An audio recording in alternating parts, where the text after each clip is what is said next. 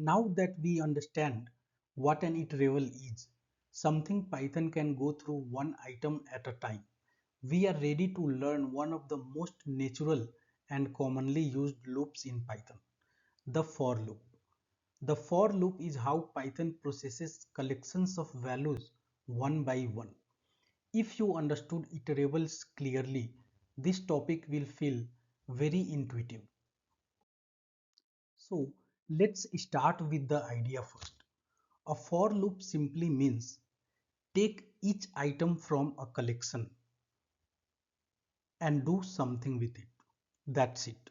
So Python automatically moves from one item to the next item until the collection, that is iterable, is finished. Okay, so instead of thinking about repetition, think about processing items one by one. That is what action to take for each item. Now this syntax reads almost like English language if you see. For item in iterable, do some action. Okay, the word in here is very important. It means Python will take items from this iterable one at a time. The variable item here is just a temporary name. Okay, this is just a temporary name that stores the current value during each step of the loop. Let's walk through this example very slowly. Okay, so Python looks at this list, that is numbers. Okay, first it takes 10 out of this list and store it in the variable n, this n. Okay, and then it runs the block after the colon, whatever block is here, it will run this block. Okay, then again it will come here in the loop, then n will be assigned with n, within n the next value 20 will be assigned. Okay, it will be stored within n, and then again runs this particular block again, then n, then this 30 is assigned to the variable n. Okay, and again runs this particular block. After the list is finished, the loop stops automatically. Loop stops automatically. Okay, once this list gets finished, the last item is iterated, the loop will automatically stop here. Okay, now beginners sometimes think n is special here, but it is not. You can name it anything. Instead of name, you can name it x, you can name it y, you can name it item. Okay, you can name it value, anything that you can name, anything that can be a variable name. So it is just a variable that holds the current item from the iterable, that is numbers. So strings are iterable. Okay, Python goes character by character here. Even though it looks like one word, Python sees multiple characters in this string, and hence each and every character via for loop is printed here. Alright, now coming to tuple iteration. Tuple iteration works exactly like list iteration because both stores multiple values. Okay, so all the prices are printed here. Sets are iterable too, but sets don't guarantee you order. You can see the order here. While defining, one was at the end, but when we iterated through the set, one is printed first.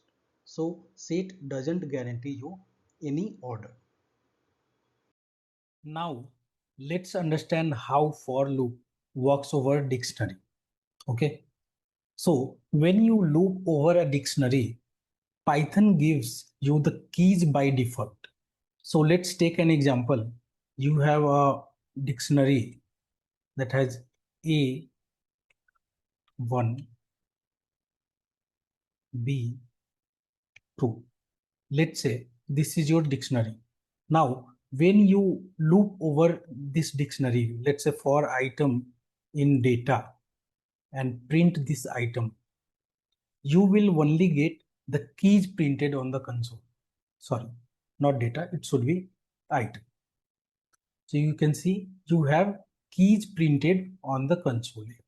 Okay, so this is very much important to note that whenever you simply loop over dictionary, you only get keys printed here. Keys printed here.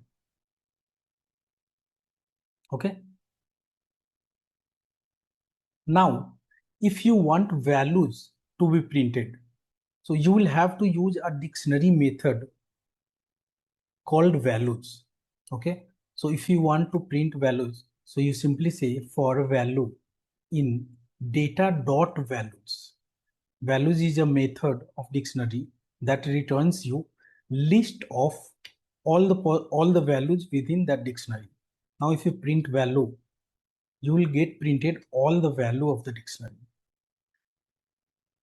Now, if you want to get printed both key and value from the dictionary, so there is a method called items. Okay, you can use items method for key, comma value in data dot items. Print key, comma value.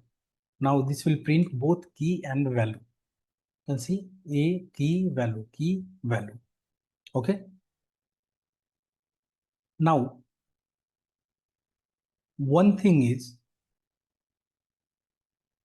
that I need to mention about, I mean, one common mistake that beginners always do while writing Python programs, that is, few beginners you will say they do for I in 10.